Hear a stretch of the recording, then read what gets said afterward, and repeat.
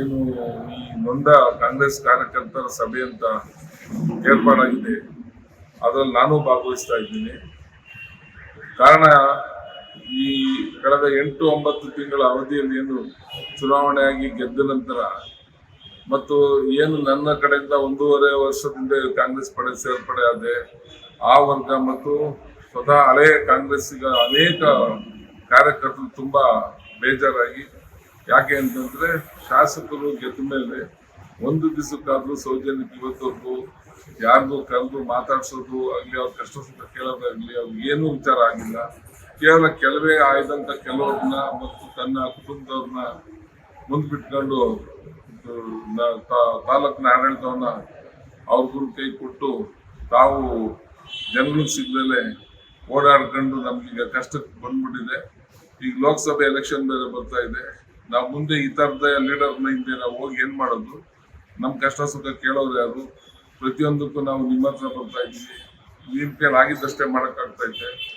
ನಿಮಗೂ ಅಧಿಕಾರ ಇಲ್ಲದ್ರಿಂದ ನೀವು ಅಧಿಕಾರ ಇರೋರು ನಮ್ಗೆ ಕೇಳ್ತಾ ಇಲ್ಲ. ಮುಂದೆ ಏನು ಮಾಡಬೇಕು ಅನ್ನೋ ತೀರ್ಮಾನ ನೀವು ಕೊಡಬೇಕು ನಮ್ಗೆ ಅಂತ ಒತ್ತಾಯ ಮಾಡಿದ ಕಾರಣ ನಾನು ಈ ಕಾರ್ಯಕರ್ತರು ಚದುರು ಹೋಗ್ಬಾರ್ದು ಅನ್ನೋ ಕಾರಣದಲ್ಲಿ ನಾಳೆ ಅವರು ಬರೋ ಒಂದು ಏನು ಅಭಿಪ್ರಾಯಗಳಿದೆ ಅದನ್ನ ಹೇಳ್ರಪ್ಪ, ನಾನು ಬರ್ತೀನಿ, ಕೇಳೋಣ ಏನು ಪರಿಹಾರ ಹುಡುಕ್ಬೋದು. ಹೈಕಮಾಂಡ್ಗೆ ಎಲ್ಲರಿಗೂ ತಿಳಿಸಿದ್ದೆ ಈಗಾಗಲೇ. ಜಿಲ್ಲಾಧ್ಯಕ್ಷರು ಪರಮೇಶ್ವರ್ ಅವ್ರಿಗೆ, ರಾಜಣ್ಣ ಅವ್ರಿಗೆ, ಸಿದ್ದರಾಮಯ್ಯ ಅವ್ರಿಗೆ, DK ಅವ್ರಿಗೆ ಎಲ್ಲರಿಗೂ ಇದ್ರ ಬಗ್ಗೆ ತಿಳಿಸಿದ್ವಿ. ಇವ್ರು ಯಾವುದೂ ಅವರು ಇವ್ರಿಗೆ ಹೇಳಿದ್ದಾರೆ ಸರಿಯಾಗಿ ನೋಡ್ಕೊಳ್ಳಿ ಕಾರ್ಯಕರ್ತರನ್ನ ಎಲ್ಲಾರನ್ನು ಅಂತ. ಆದ್ರೆ ಇವ್ರು ಯಾವುದನ್ನು ಕನ್ಸಿಡರ್ ಮಾಡಿಲ್ಲ. ಈಗ ಒಂದು ಬರೋ ಚುನಾವಣೆಗೆ ಏನ್ ಮಾಡ್ಬೇಕು ಅನ್ನೋದು ಮತ್ತೆ ಇದಾಗಬಾರ್ದು ಅಂತ, ಪಕ್ಷ ತೊಂದರೆ ಆಗ್ಬಾರ್ದು ಅಂತ ಈಗ ನಾಳೆ ಕೂತ್ ಮಾತಾಡಕ್ ಹೊರಟಿದೀವಿ. ಈ ತರ ಲೀಡರ್ಶಿಪ್ ಆದ್ರೆ ಚುನಾವಣೆ ಕಷ್ಟ ಆಗುತ್ತೆ ಅನ್ನೋದನ್ನ ಹೈಕಮಾಂಡ್ಗೆ ತಿಳಿಸೋ ಪ್ರಯತ್ನ ನಾಳೆ ಸಭೆ. ಆ ಸಭೆಯಲ್ಲಿ ಯಾರ್ಯಾರ ಪ್ರಾಬ್ಲಮ್ ಏನಿದೆ ಅಂತ ತಿಳ್ಕೊಂಡು ಪ್ರಯತ್ನ ಮಾಡ್ತೀನಿ ಮೇಲ್ಗಡೆ ತಿಳಿಸೋದಕ್ಕೆ. ಅದಕ್ಕೂ ಅವ್ರು ಉತ್ತರ ಕೊಟ್ರೆ ಸರಿಪಡಿಸಿದ್ರೆ ಒಳ್ಳೇದು. ಇಲ್ಲ ಅಂದ್ರೆ ಮುಂದೆ ಆಗೋ ಪರಿಣಾಮ ಪಕ್ಷಕ್ಕೆ ಏನು ತೊಂದರೆ ಆಗುತ್ತೆ.